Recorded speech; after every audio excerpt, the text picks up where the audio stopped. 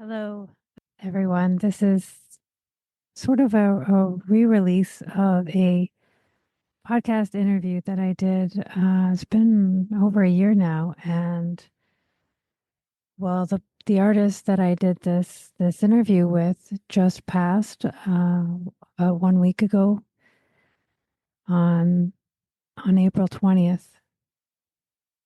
I believe she was suffering from cancer. I wasn't aware of this, but she was a friend of mine, and well, it was quite tragic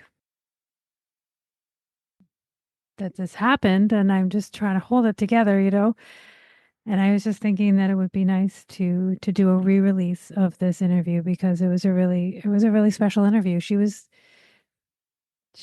a tremendous lady, and I will just talk to you a bit about her. I don't want to make light of this, but I'm just trying to manage, and trying to see the positive in everything, and just celebrate her life. Gwen Tooth was always number one on my list of people I wanted to do a deep dive on what she found was her inspiration, what drove her creative practice, and everything else that would come up in our long conversations. I met Gwen Tooth early in 2000s. I don't remember exactly when, but it was when we were both participating in a Gallery 1313 art exhibition. Both of us sort of fresh faced on the Toronto art circuit. Gwen had more experience than myself, yet she was so generous with her spirit and her energy of abstracting the world around her. We lost touch for a number of years as we both made our ways creatively.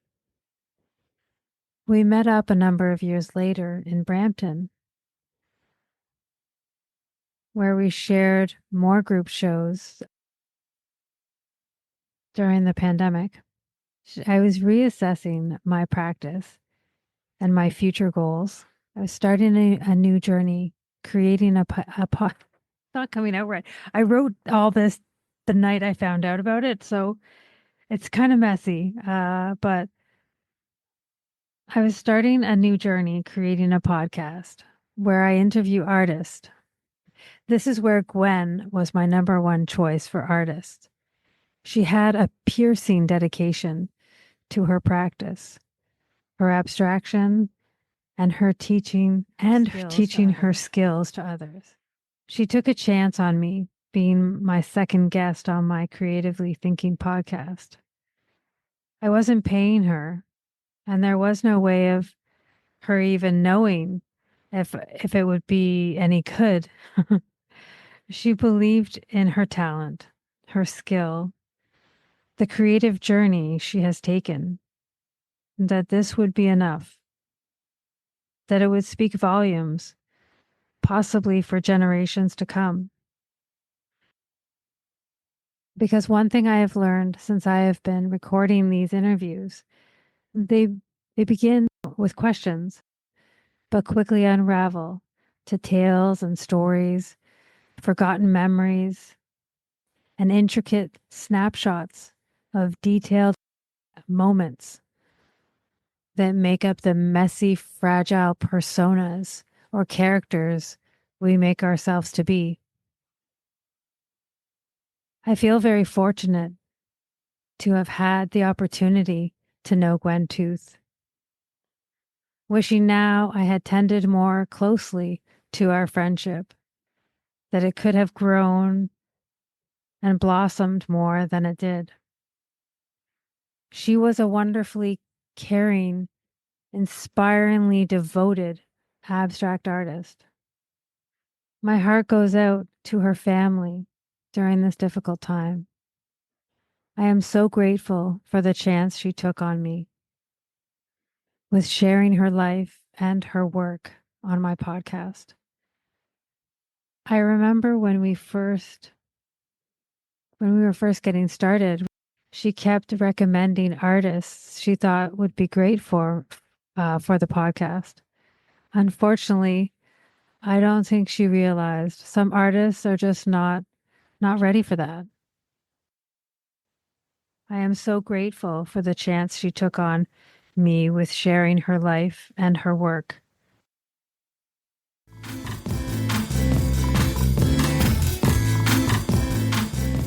Hey everyone, welcome back to the Creatively Thinking podcast. Join Carolyn Botelho as she uncovers the inspirations behind some incredibly creative minds that are orbiting our local communities. And today we have a guest with us, and her name is Gwen Tooth.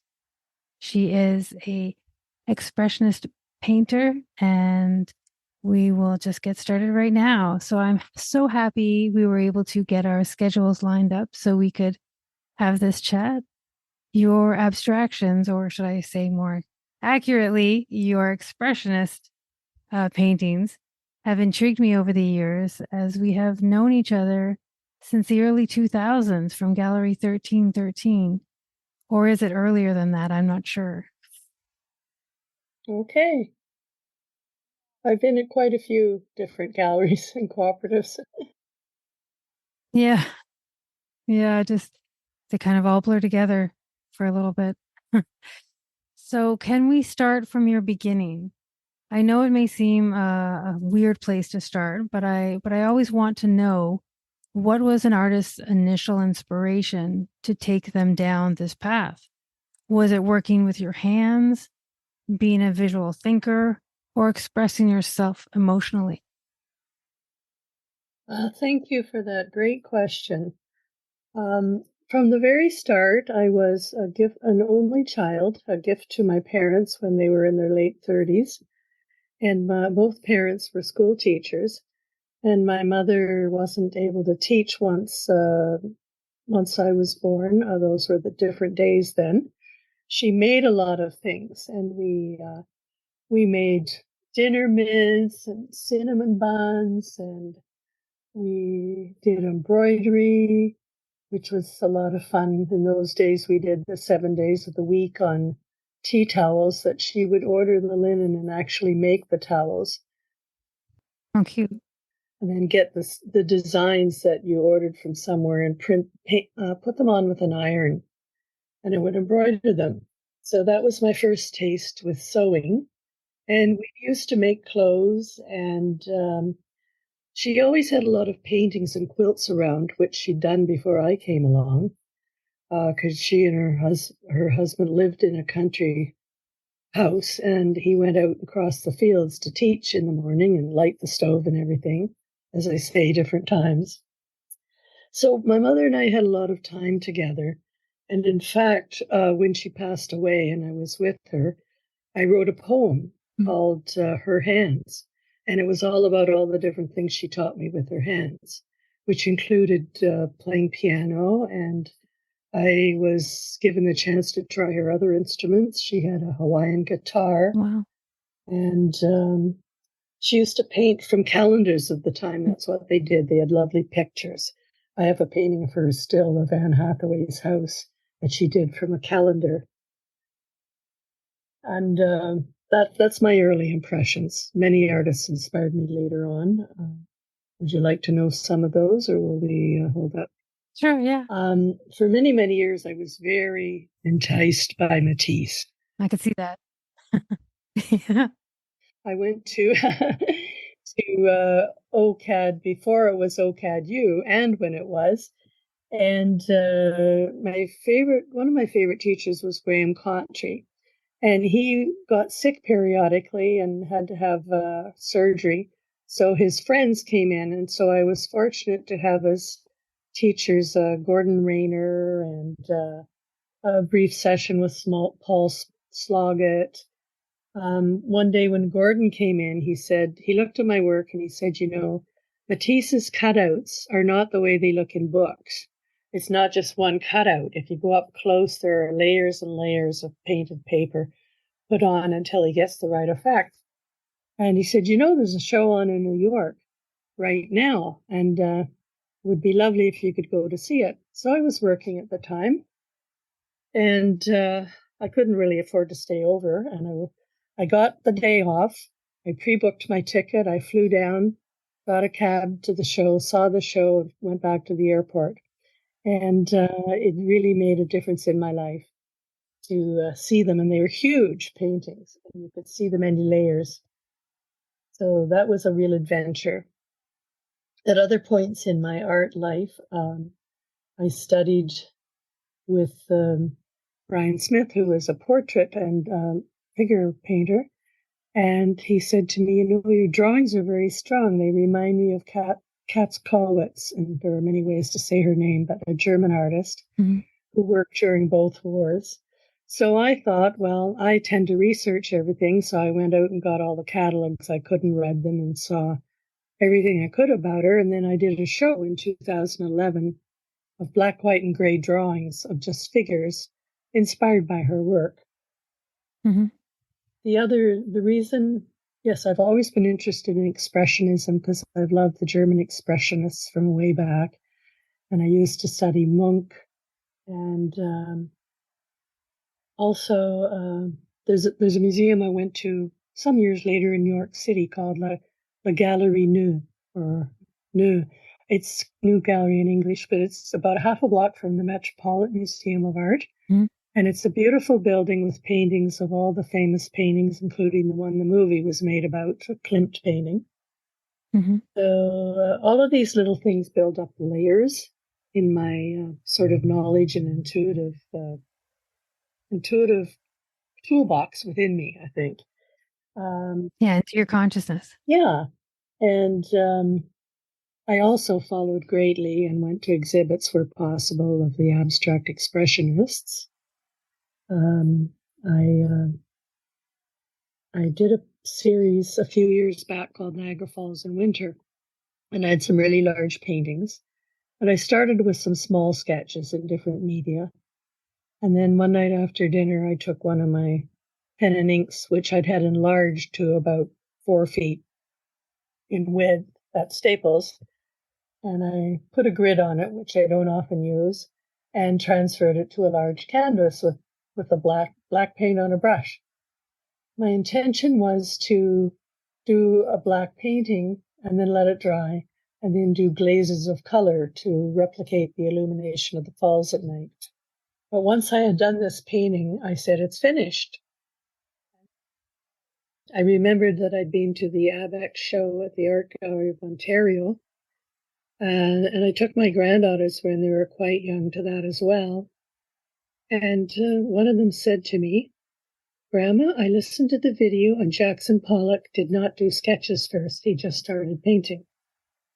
And the other thing that influenced me with this Niagara Falls in Winter black and white painting was the fact that I had seen a large painting of his in the show. And there was a note at the side saying, Jackson saying, I have taken to drawing with paint. So I thought, well, connections like that to history I find usually long after I've done the work. I don't think of these things at the time. They just come intuitively straight out of me, Mm-hmm. Mm-hmm. which is the reason I don't really use music in my work either. I want to hear what's going on inside me. And that music distracts me, and I know it affects what I paint because I'm very sensitive to everything. Mm-hmm. One other group I also followed very regularly was Les Automatistes, a group from Quebec who painted very automatically. And one of the works in my most recent show is quite reminiscent of a Bourgeois painting that I've seen at the art gallery many times. It's a black and white one, but this one was in gold and red and different colors. And I generally paint from my shoulder. I put gloves on, I put my hands into the paint, and then I do the gesture across the canvas. Good to protect your hands with those gloves. Yeah. Yeah, well, what protection you can. Years ago, it had been suggested if you're doing drawing in charcoal, definitely protect yourself. And there's a barrier cream you can use too, which I used to use when I was drawing. Mm-hmm. My hands became my brushes. Yeah, that's great. I think that's a good start for inspiration. Yeah. There are many stories which would take many podcasts. Yeah, that's incredible. All the influences you've had. This one will be fun. I do recall Kath Kolowitz, and how she really touched me too when I started when I was at OCAD, or sorry, OCAD U now. Yeah. Yeah, I don't remember if it was OCA when I started, but it took me 17 years part-time to get my primary diploma. And then 10 years later, I went back and graduated with a BFA because I was given the opportunity to do that. At that point, I had my mother was ill and was in my house with me, and I had caregivers in the house. And I just sat at the kitchen table and let them take care of her. And I Oh, wow. did essays for a year and a half to get my BFA. And it made a huge difference because I started teaching and showing my work after that. It just seemed to open the door that I needed. Mm-hmm. Well, however long it takes, right? Exactly. It's a lifelong process and journey. Mm-hmm. And I'm just on the journey now. I can at any point see a path and go left, right, or straight ahead. And one of the things I found with being an artist is don't be afraid to take a risk. If it doesn't work out, you can always do another painting or another work of art, or, just I keep mulling things around. I'm always mulling things around in my head. I think that takes longer than creating a series, actually. Yeah. Yeah, the toughest part is just, or the worst part is when you're just standing still, right? And you're not moving creatively at all, right? Yeah. I never have a block.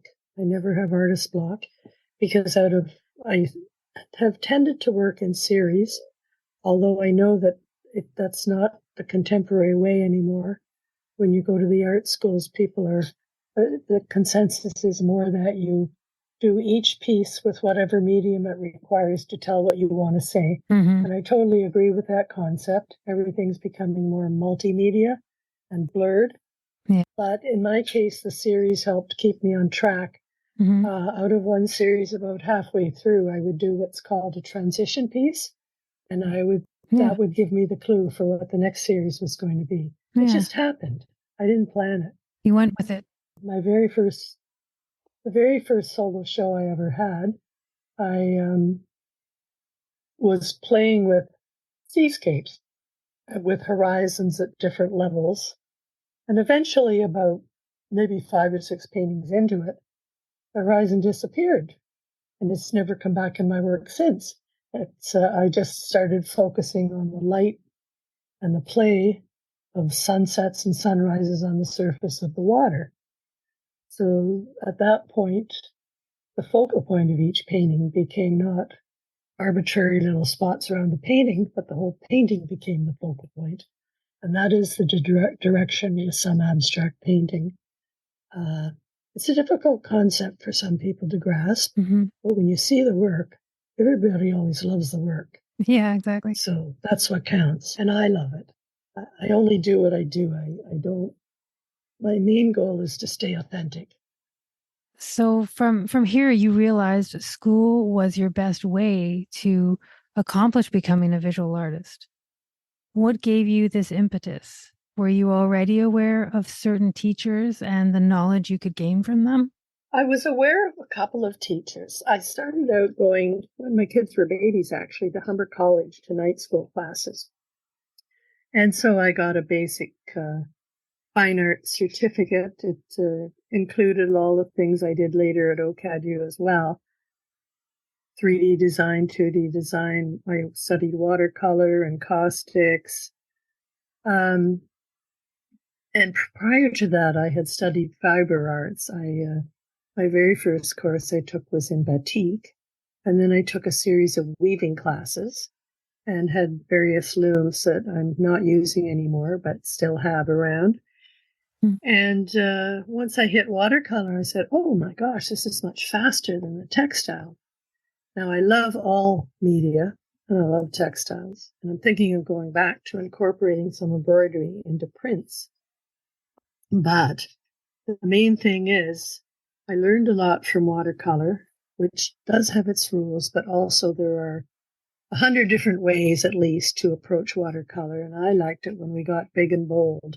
And I saw teachers pouring the watercolor onto huge pieces of papers. Oh, wow. I've always liked to work large, and as large as I can reach in both directions and larger. Mm.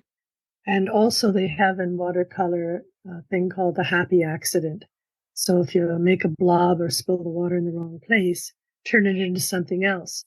So that's a principle I've used in all of my paintings ever since. I did do some oil paintings for a couple of years in art school, but I found it really wasn't that good for my health. I tend to have had chronic bronchitis and sinusitis all my life.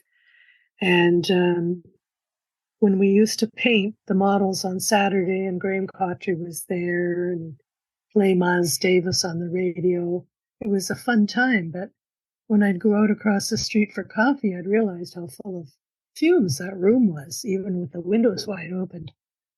So after a couple of years, I decided to experiment myself into how to get same and similar effects with acrylics.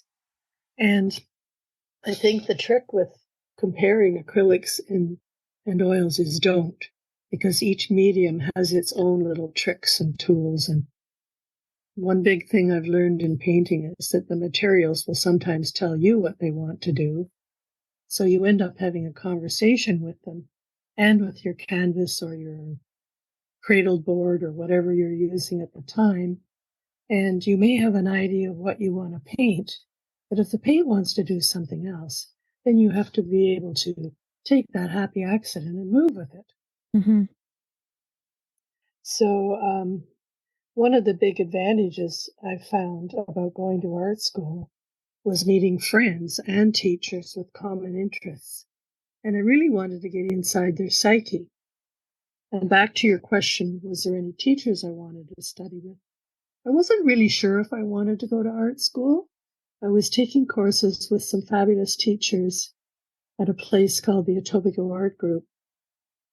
And Dennis Cliff and John Leonard and lots of people came there. And Meredith Barry came to do some holograph printmaking, and her son Jay came. And Robert Temachuk, who's now in Waterloo, I believe. So I met many famous artists before I ever went to art school. But I decided to make a start. So the first course I took was printmaking, and I met a woman named Elizabeth Forrest, and Olga Phillips working in the class at the same time, and she later became one of my teachers as well.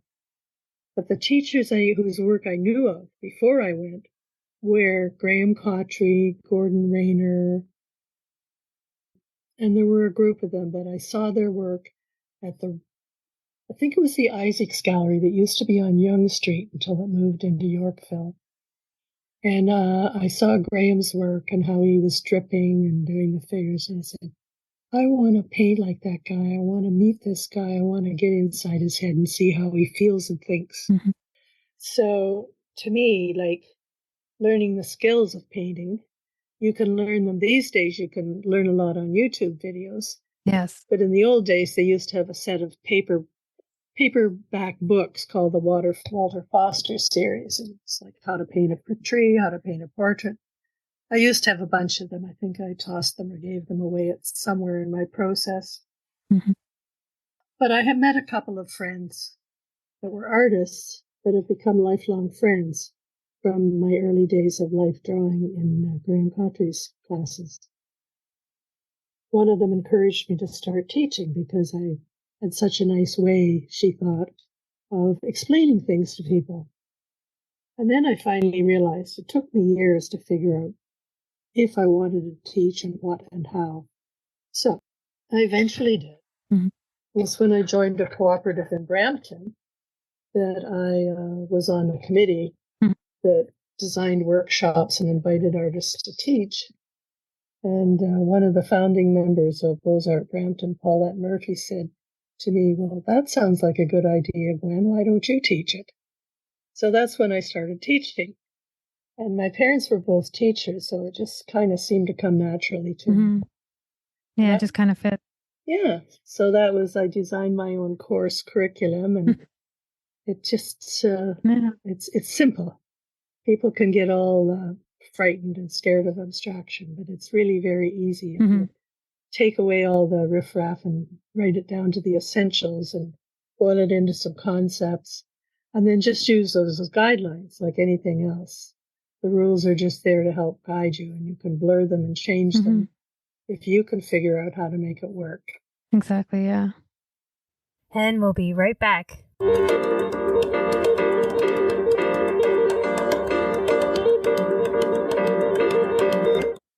And so you also must have had so much confidence at this time. And so that's good to share as well, right? Well, I was raising little children at home, Hmm. and it started out, yes, I always wanted to do this, but it started out, it was my night out of the house once a week from screening babies. Oh, that's funny. But those babies grew up to be adults and have children of their Hmm. own, and they've all come to my shows, and Oh, particularly wow. um, the ones that live close to in Toronto. They've been to almost every one of my shows since they've been little, and now they're grown-ups. Hmm. So yeah, it's been a fun journey, and I wouldn't have it any other way. It's just I find that doing art is grounds me and helps me through all the crises of life. Hmm. Have you noticed a trend with educators on how they were trying to guide your practice? Was there any common thread of where they wanted your creativity to go? Not too much. I know that some of them they have certain rules. They're teaching a certain subject. Like I took courses in pastel and in watercolor, and I belonged to societies for both of those media for a while. And I submitted work, and they have a lot of guidelines and rules on how to frame paintings and everything. And it works for those organizations. And if you have a society and jury shows, you have to have some guidelines. I tend to move away from those into groups where the jury criteria are a little freer. Hmm. For instance, I belong to it's called an artist-run gallery called Propeller Art Gallery. Hmm.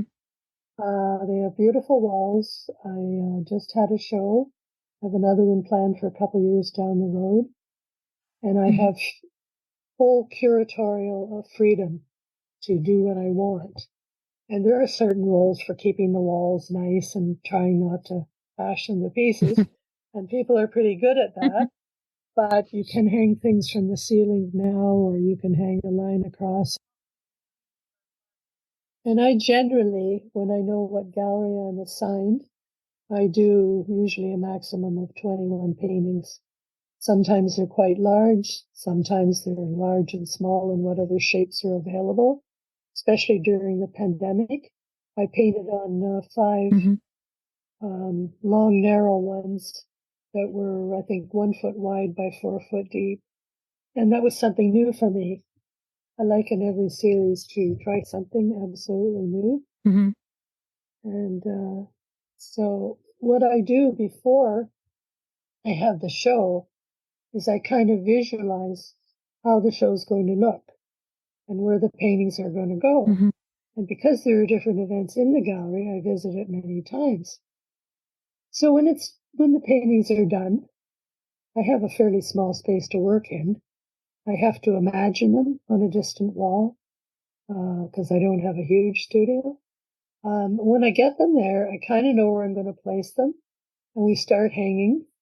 And then I say, no, that doesn't look right. It doesn't look the way I thought it would. So then we start moving them around. Hmm. So I'm more of a making it an installation while I'm on site and creating the right feeling so that people can stand in the middle of the room and turn around and experience the work as if they're immersed in it. So as far as teachers trying to influence me, it didn't work very well because when the more work I got and the certain things you were supposed to do Hmm. within a figure drawing or a portrait, I would use that as a starting board, but then I would eventually veer off in my own direction. Hmm.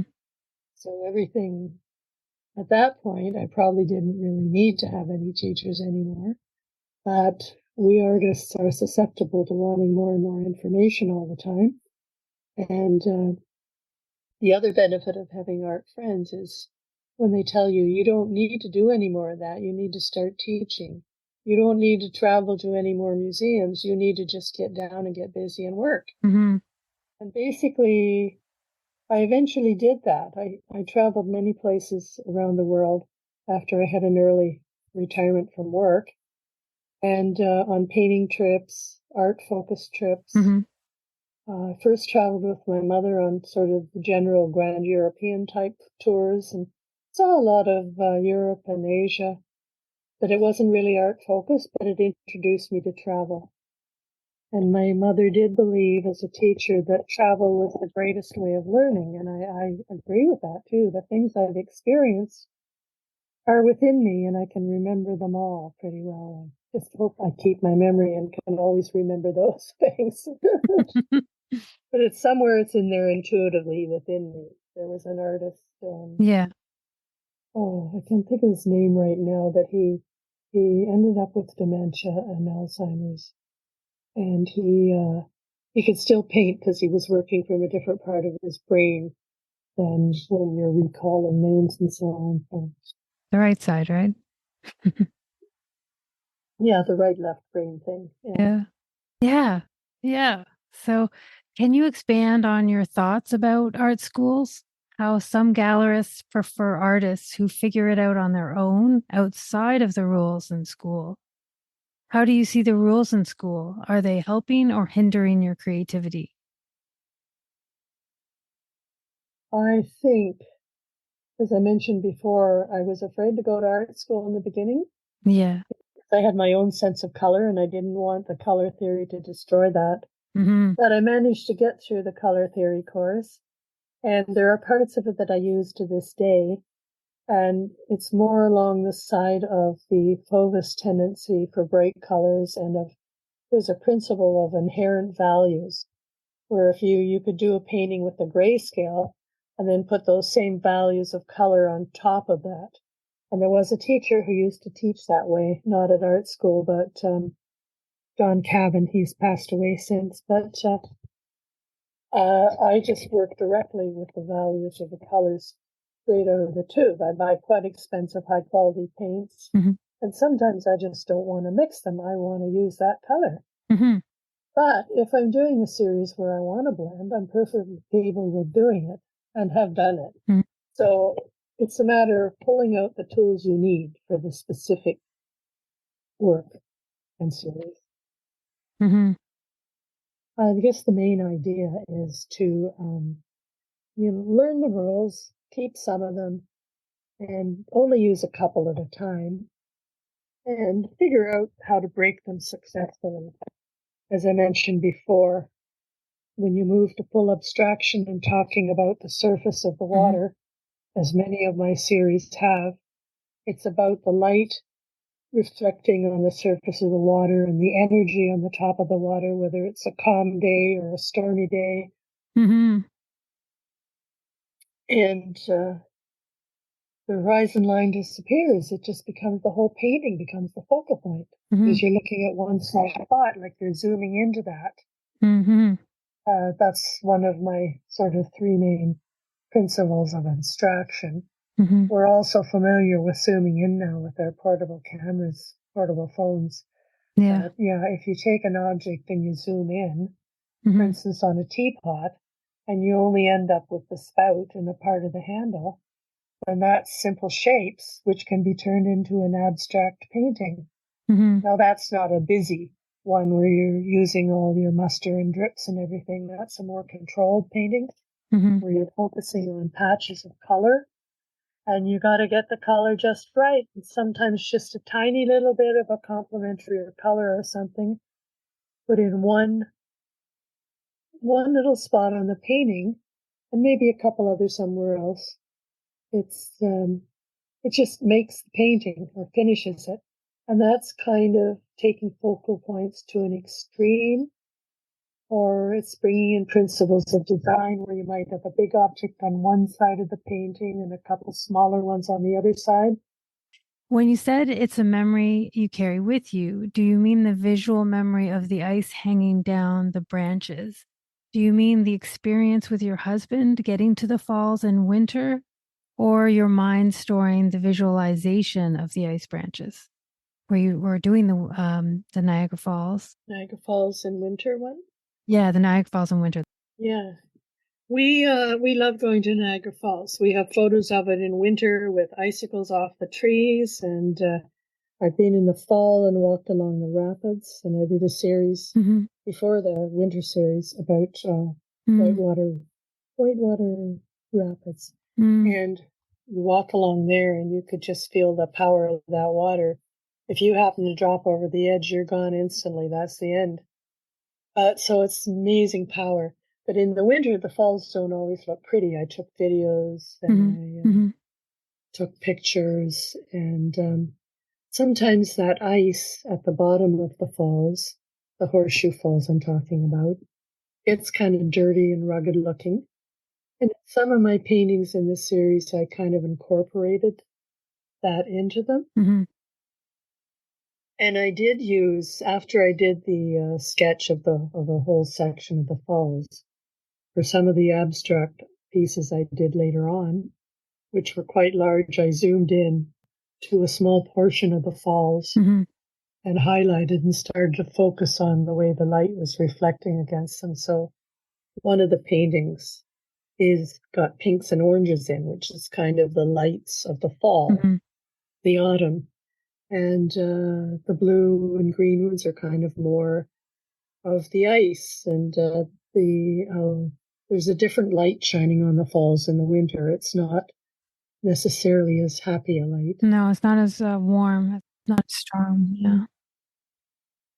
And the other thing that's hard to capture, but I try to in the falls, is when you're there, we stayed overnight for a few nights at one point, and we sat outside our motel room, and this was blocks away from the falls, but you could feel the mist dropping on you from the falls.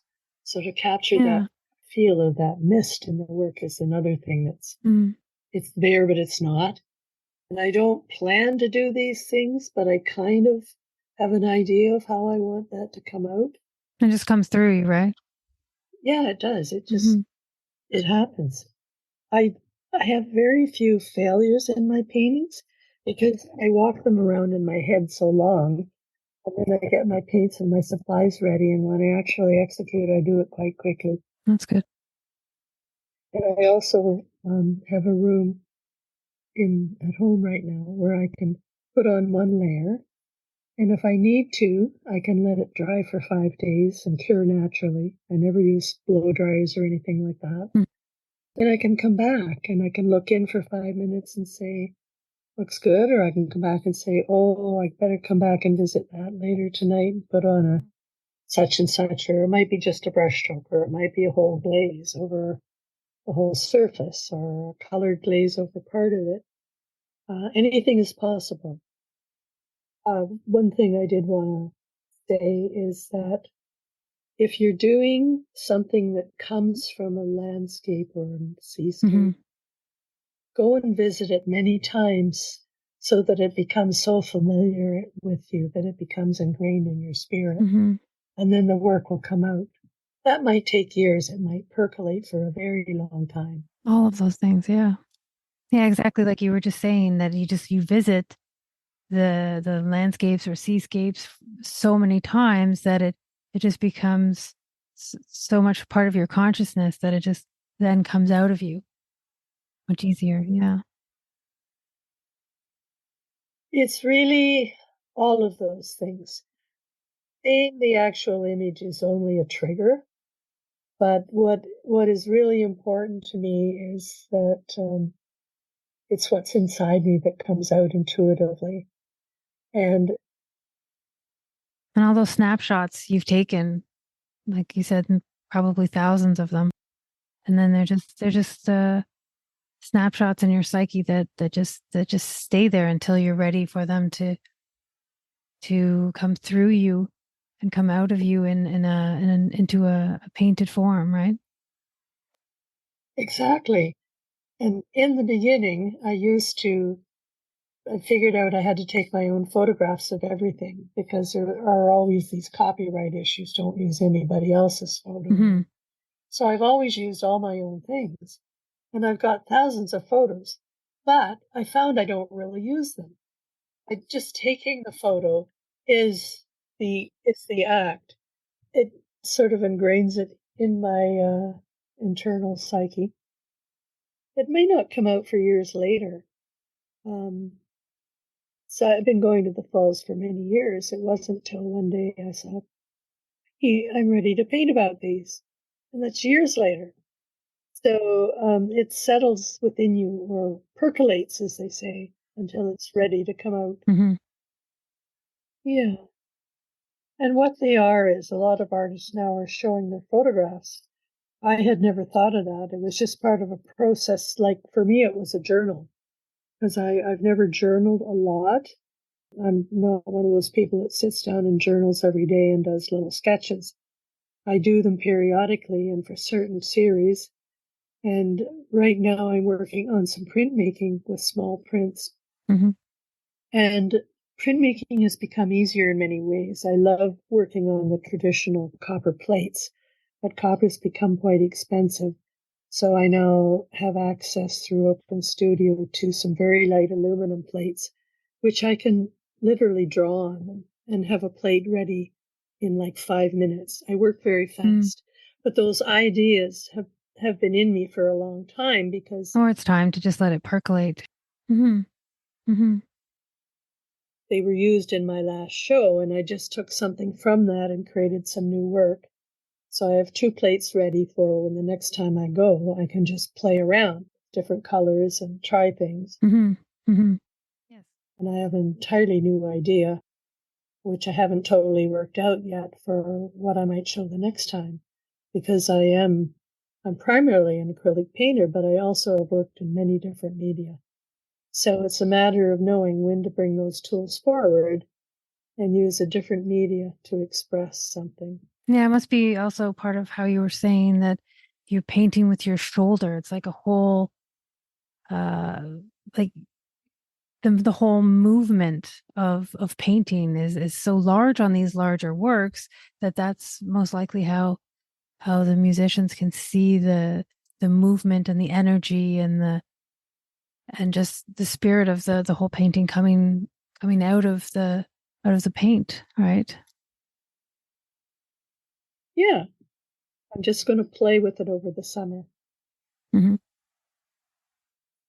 I have done a lot of sessions of outdoor painting, and I find that's very helpful. And I do a lot of Yeah, sketches, but I don't often work up large paintings from those sketches. They just are what they are. it's an exercise for you. Yeah, yeah. Keep keep the hand-eye color process available. Yes. Practice. Like I used to be a pianist when I was young. You had to practice those scales every day. And it's very complicated music. So I don't listen to music when I paint, but I think people have told me it comes out in my work. I don't try to put it there. It just is there sometimes. Yes, and a lot of artists I know are musicians, and they would come in and they can definitely see and feel the rhythm in the works. Absolutely. And I can remember when I was in art school, I used to get these canvases, 3 feet by 4 feet, for life drawing, and Graham Cottrey would come along and say, yeah, that's the right size for you. It's as far as you can reach in both directions. But I always wanted to go larger than that, and I have since then. But I have a huge easel that I can put bigger ones on. But I can't go as big as some of the artists I know, like who have these giant studios and do 5 foot high by 9 foot long paintings and more. And I would love to do that someday, but one has to know one's limitations and what will fit inside one's vehicle when getting them to a show, unless you're prepared to pay for shipping to get them to the show. Yeah, exactly. We need to know our limits. Yeah, there's a few boundaries, but not too many. Yes. Yeah, just a few. When you described yourself as wanting to become more of a sculptor, do you see this as a reaction to your chosen medium or more as an expansion of your expressionistic style in 3D perspective? Well, I don't think I really meant I wanted to be a sculptor over being a painter.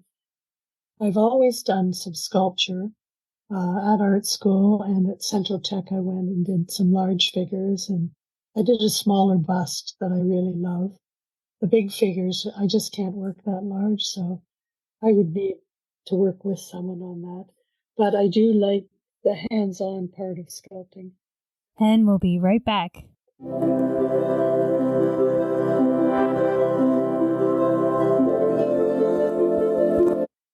I've always done a lot of printmaking in art school and later on. Mm-hmm. Mm-hmm. My medium continues to evolve to include new practices. I see that's where the young artists are going. And so I try to learn new things. Like I took some courses at Trinity Square Video on installation and performance art. And I just feel I never know when I might want to use that. Mm-hmm. Yeah. It's another tool for the toolbox, right? Yeah. Yeah. So, and I go to galleries, and Gathy Falk was at the McMichael recently, and she Mm-hmm. has done a lot of sculptural installations. Plus, she did piles of fruit and the shoes. She did shoes in cases. And knowing about someone is one thing, but seeing the work is what is the Yeah, mind blower. exactly. And I can't see myself doing that because I'm not a person who likes symmetry. I like asymmetry. And like, for instance, I have a pair of earrings where one earring is long and the other one's quite short and they don't match at all. That's the kind of person I am. So, but my emotional sensibilities, they come and become engaged in whatever I do. And, it just goes on my library of things to do. And I veer off from time to time and say, let's try this. When I was talking about the things I made with my mother, I did a sketchbook for the sketchbook project a few years ago. And it was all about memories of tools that she and I had used together to make some dollhouse furniture. That was the basic memory.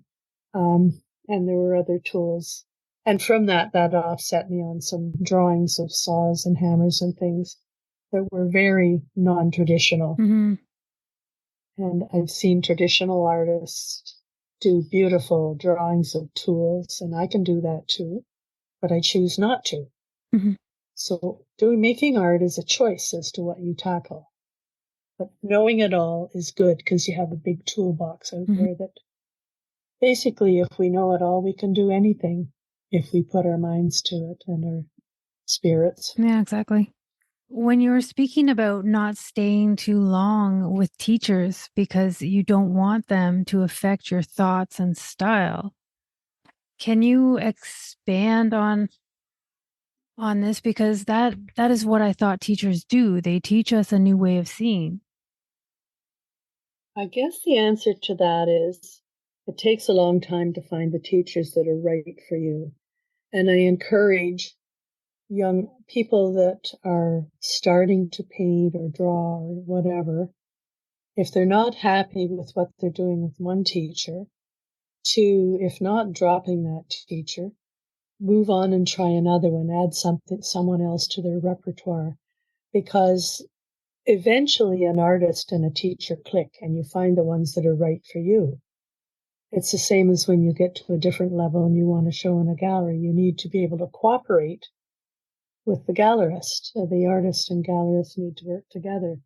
So with students, yes, I'm fiercely independent as far as an artist is concerned, and my main goal is to be authentic.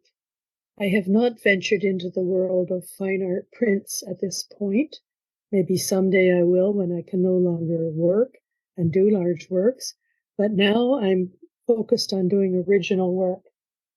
And each series I do, I try to include a couple new tools or techniques. Mhm. For For instance, in this last series, which was called Let Loose, I actually used an old, very simple kitchen knife as a palette knife. It had a serrated edge, and I was able to create stippling over certain areas of a pile of lemons I was painting. And just increased awareness creatively on your side, right? Yeah. As far as staying too long with a teacher, yes, I've done some jurying of different shows, and I've looked at many, many shows in Toronto, in Ontario, in Canada, around the world. I spent a lot of time in Paris going to different museums on budget trips, and I know good art. It's just ingrained in me now, and I appreciate what anyone does in whatever time they have available to do art, whether they're doing it for fun or for serious competition. Mm-hmm. But when I go to jury a show or look at a show, I don't want to have to say, oh, I can see who they studied with. They studied, I won't mention any names, but well, out of respect for the teachers, because the teachers are all just giving what they can to people. Yeah. And it might be 5 or 10 years before any of those concepts come out and the teacher understands it. Mm-hmm. I had one teacher that I did outdoor painting with, and we'd be sitting at the bank of a creek and he'd say, do you see the purple and the yellow and the pink shimmering off the water? And this was many decades ago, and I couldn't see it back then, but I can now. Mm-hmm. So it just takes a lot of practice and a lot of trying. Mm-hmm. You spoke of a teacher saying, if you think of putting on one more stroke, don't, just stop. How do you know where the quote hammer time is? Or your moment when the collaboration with the canvas is complete? Yeah, you just, one day you see it or one day you feel it. Yeah. So I guess when I teach students, I tell them I may do a demo. It's usually fairly quick to kind of shock them into how easy it can be if you just let loose of your inhibitions and don't think too much. So I would say, don't do a work that looks like mine, but use the concept and make your own painting or creation from those ideas. In other words, I teach them how to paint creatively. Learning to copy an image is a different thing, and I've done that, and it has its place, but you can't learn everything in one course. If you're focusing on freeing up and abstracting, it's kind of good to put that aside, put your other concepts aside. Mm-hmm. Painting is a vast world.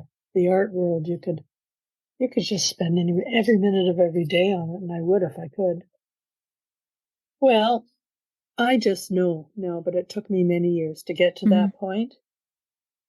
But I know that less is more, especially when I am creating the essence and or the energy of a subject or an object, or if I'm painting non-objectively, which means no object or sound or music in mind.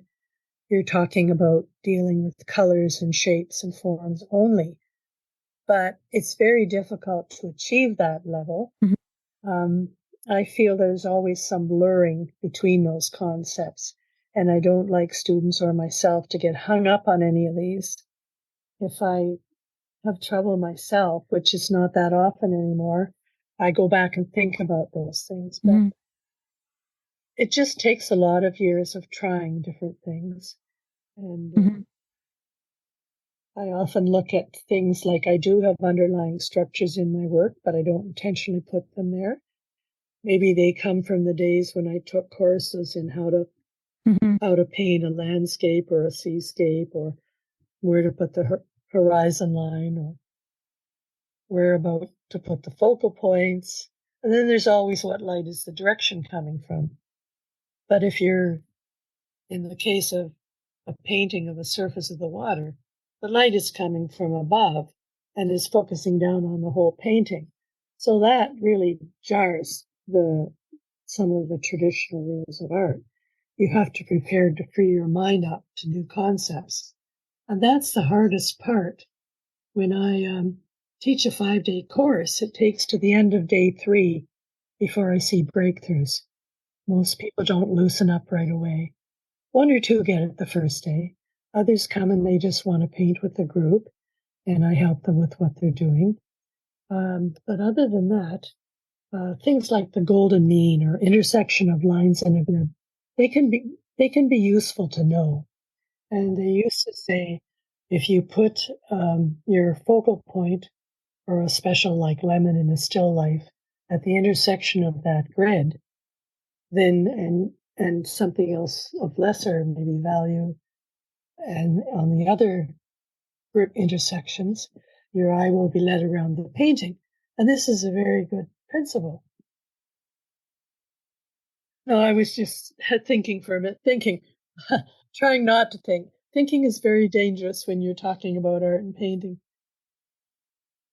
So composition is extremely important, but what can be even more powerful is taking that grid and putting something just a little off from those intersections. And then it really gets noticed because it's not so easy. It either has a wow power or you have to wander around. In an abstract painting as well, there are lots of little details that you can look for, like layers, with a lot of my series, I put a mother color underneath. This last one particularly, I colored the whole canvas one color. Some of them were yellow, some of them were black, and then I built up layers on top. But that mother color held everything together. So that's another tool. Mm-hmm. I don't think of those things when I'm painting, but I see them after. I love to, once I get a show hung, just go to the gallery and just sit alone with the works and see what they can tell me. And they sometimes show me references to art history, to other artists that I wasn't thinking about at all when I was painting it. So it's all in there. But then I've been studying art and painting for about 50 years or more now. Yeah, the painting structure, it's part of your DNA. Interesting. Yeah. Yeah. How did you get to this point of the conversation with the canvas? Was it from years of experiencing that precious moment between artist, paint, and canvas, where it becomes alive with its own energy as you move with the medium?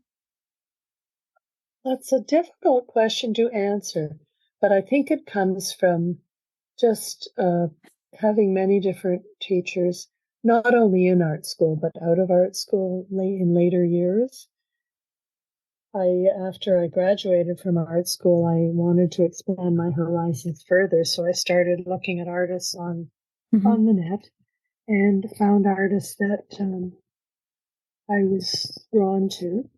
So I would read about them, then I'd order their DVDs, and if I liked what I heard, then I would pursue it further and find out where they were teaching workshops. And in a couple of cases, this led me to courses in the US. One up in the mountains of Colorado with Stephen Quiller. Another one, I went to Arizona to learn about finding my style from a guy called Skip Lawrence.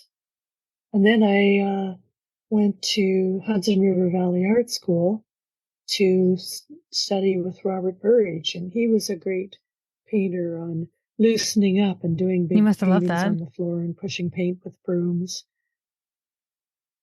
But yeah, it's fun. And we have a very famous Canadian artist, Lila Lewis Irving, who's still alive and painting. And I took several courses from her and enjoyed them very much. And hers is what she calls pure abstraction.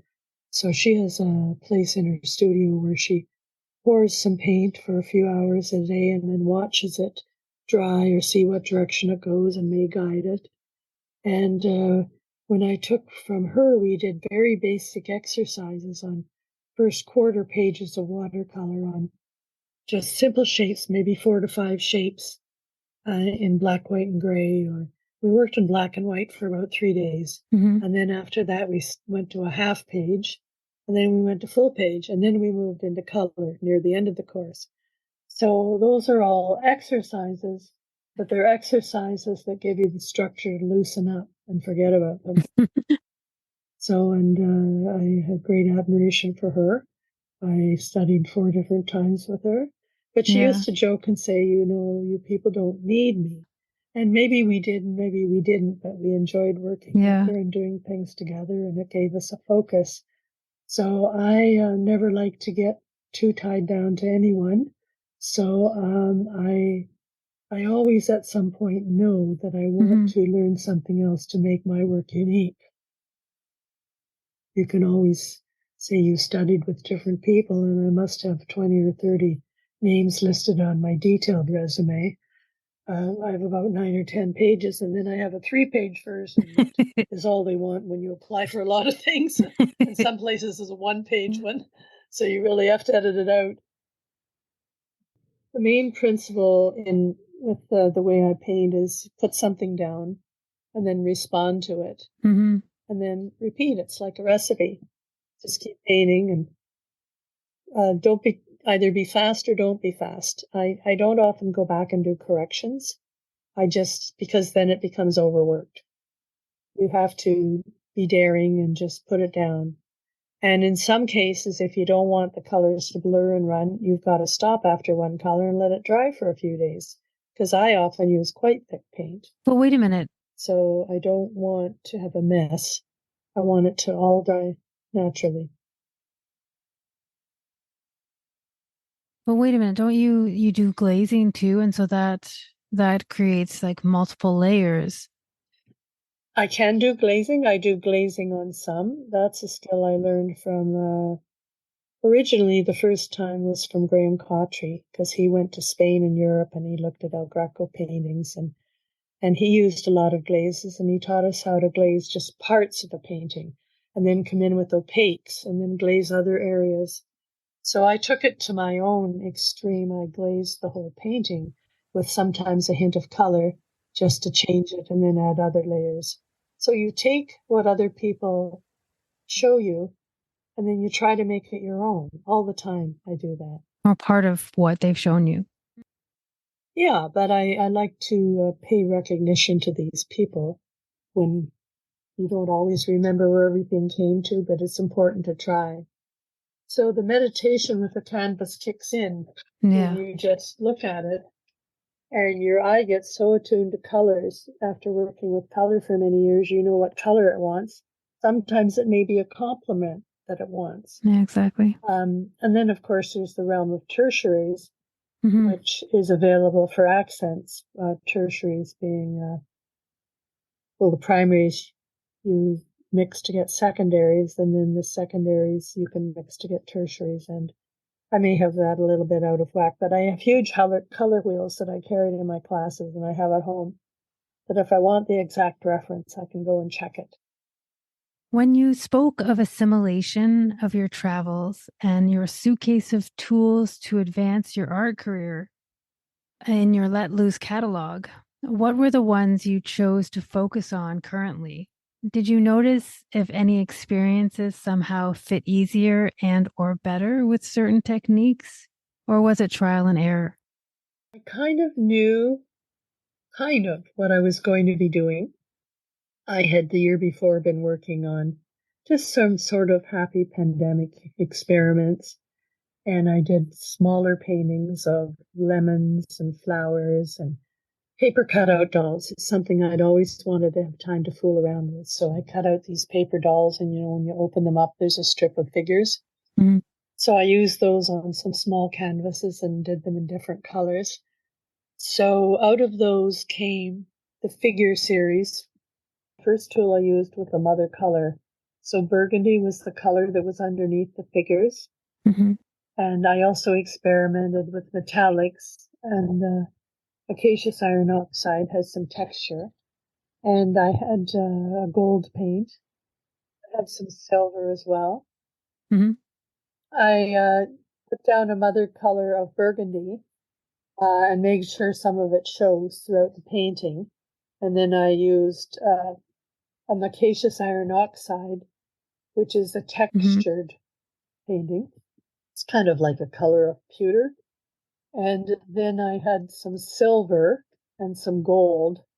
And so I made these figures. I don't really consider they're from the dark side. They're just kind of from an introspective side of me. So I did about 5 or 6 of those, and those came out of my playings around a year ago, and a show I had that related to Collowitz many years ago. So everything comes back and around, and this was the time it did. Mm-hmm. And the long, narrow ones I painted black because I had some little pictograms, and that's where the paper dolls came in. My grandson looked at it and said, "Oh, those are stick figures." And they were kind of, but I used gold and silver, Mm-hmm. kept it to the essence. Mm-hmm. Mm-hmm. Other tools I used were the old kitchen knife that I mentioned. I used that as a palette knife near the surface. I used my gloves and hands to draw red shapes outside the lemons. This was not going to be a traditional still life, although I love lemon still lifes. Mm-hmm. I found one recently in a new book about Lucy and Freud called Love Letters, I think, and it was letters that he wrote. And I found this beautiful lemon painting, which is removed from his figure work. Mm-hmm. But I also knew Ross Mendez at OCAD showed us the work of Donald Salton, who did huge prints of lemons, mostly lemons, but other fruit as well. Yeah. So I've been obsessed by lemons for many years. They're your favorite fruit. Yeah, I love lemon pies, lemon cakes. So I used my hands as my brushes.